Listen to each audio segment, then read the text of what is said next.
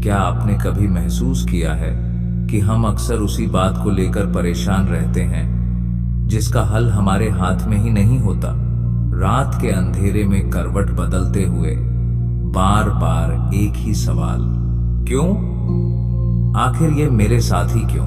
क्या सचमुच हमारी नियति सब कुछ तय कर देती है, या हम अपनी सोच से उसे बदल सकते हैं? और अगर नियति ही सब कुछ है तो फिर चिंता किस लिए? आज यूनिवर्स चेतना के इस सफर में हम उतरेंगे उस रहस्य में जहां चिंता का जन्म होता है और नियति की गहराई उसे मिटा देती है। चिंता यह शब्द सुनकर कई बार हम सोचते हैं कि यह कोई बाहरी समस्या है, पर हकीकत अलग है। चिंता हमारे भीतर का एक संकेत है, एक सिग्नल जो कहता है मैं असुरक्षित हूं। चिंता 3 स्तरों पर जन्म लेती है। शरीर का सुरक्षा तंत्र, मन की भविष्य कल्पनाएं और आत्मा का भूल जाना। हमने अपनी साक्षी पहचान खो दी है। शरीर बताता है, दिल तेज धड़कता है, सांस उथली हो जाती है। यह फाइट फ्लाइट का काम है। मन कल्पना करता है, अगर ऐसा हुआ तो। यह अगर हमेशा वर्स्ट केस बनाकर हमें घेर लेता है। आत्मा चुप हो जाती है। हम भूल जाते हैं कि हम देखने वाले हैं, न कि विचारों के बंदी। क्या चिंता हमारी सोच है या नियति का हिस्सा? नियति हमें परिस्थितियां देती है, बीते कर्मों के बीच से बने कुछ पैटर्न, पर प्रतिक्रिया हमारा पुरुषार्थ हमेशा हमारा है। चिंता तब आती है जब हम अनिश्चितता को नियंत्रित करने की कोशिश करते हैं और भविष्य को पकड़ने की जिद करते हैं। यह उस हवा को पकड़ने जैसा है जो हाथों से निकल जाती है। याद रखें, जो आपके नियंत्रण में है उसे सुधारिए, जो नियंत्रण से बाहर है उसे स्वीकार कर दीजिए। यही सहजता शांति का पहला कदम है। मनोविज्ञान की दृष्टि से चिंता इक्वल्स अनिश्चितता या एक नियंत्रण की चाह। मन खाली जगहों को डर से भर देता है। कई शोध बताते हैं कि हमारी चिंताओं का बहुत बड़ा हिस्सा वास्तविकता बनकर सामने नहीं आता। लगभग आधे से ज्यादा विचार साकार नहीं होते, पर फिर भी हम उन्हें बार बार रिप्ले करते हैं। वे हमारे अंदर ऊर्जा के छोटे छोटे छेद बना देते हैं। अब आते हैं नियति के रहस्य में। नियति यह कोई दंड नहीं है, न ही केवल एक स्थिर आदेश। शास्त्रों में इसे प्रारब्ध कहा गया है, हमारे बीते कर्मों के कारण बनता हुआ एक पैटर्न। पर ध्यान दें, पैटर्न बुनियादी ढांचा है, वह पूर्ण कहानी नहीं। यदि आपका जीवन एक किताब है तो नियति कुछ अध्याय लिख चुकी है, पर आगे की पंक्तियां आप लिखते हैं। विज्ञान भी कुछ यही कहता है। डीएनए एक प्रारूप देता है, पर जीवन शैली, सोच और कर्म उसे बदलते हैं। यानी नियति की सीमा है, पर पुरुषार्थ की भी। जब हम यह समझ लेते हैं कि नियति हमें परिस्थितियां देती है, पर प्रतिक्रिया हमारा चुनाव है, तब भय का भार कम हो जाता है। 2 व्यक्ति एक ही परिस्थिति में अलग तरह प्रतिक्रिया देते हैं। उनमें अंतर पुरुषार्थ का है, न कि नियति का। एक छोटा दृश्य सोचिए, 2 लोग एक तूफान में फंसे। एक रोज डरकर टूटता है, दूसरा शांति से अपने कदम गिनकर सुरक्षित रास्ता तलाशता है। क्या नियति बदलती है? नहीं, पर प्रतिक्रिया ने रास्ता बदला। चिंता और नियति का संबंध। चिंता अक्सर अस्वीकृति से जन्म लेती है। जब हम कहते हैं यह मेरे साथ नहीं होना चाहिए था, तब हम नियति से टकरा जाते हैं। विरोध इक्वल ऊर्जा का व्यर्थ बहाव। कल्पना कीजिए, आपके पास एक जग है, पर उसमें छोटे छोटे छेद हैं। पानी धीरे धीरे बहता चला जाता है। चिंता वही छेद हैं, वे आपकी ऊर्जा को छोड़ते हैं, पर अगर आप संभाल के पानी रखते हैं, यानी स्वीकृति और बुद्धिमान प्रतिक्रिया, तो वही पानी आपकी खेती को सींचेगा।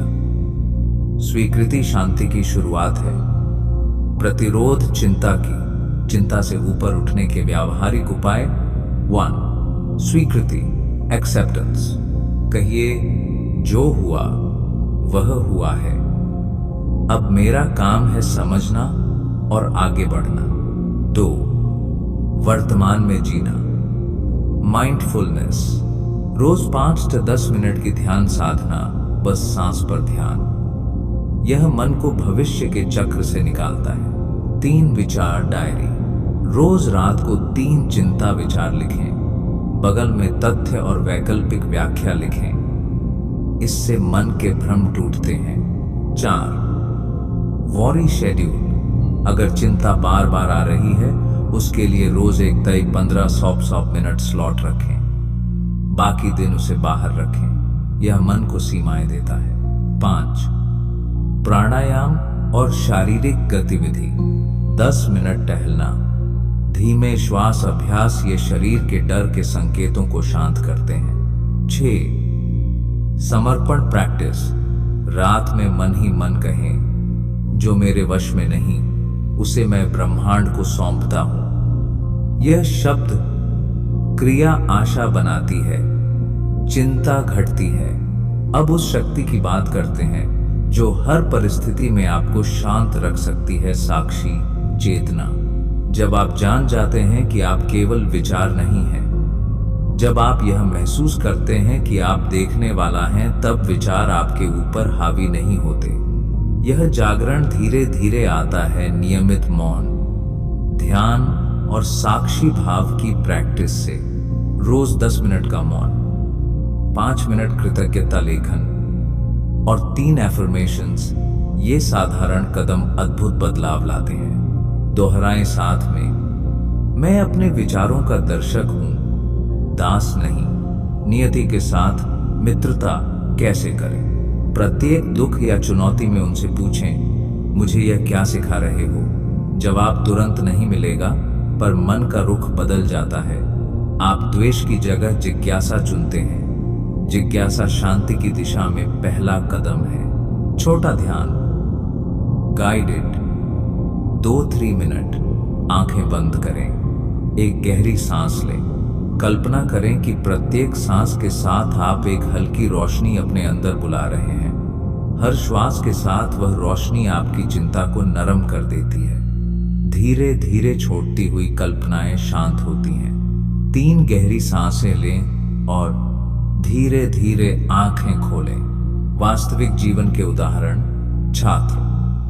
परीक्षा का डर पढ़ाई को प्रक्रिया मानिए, परिणाम को अपना गुरु। माता पिता।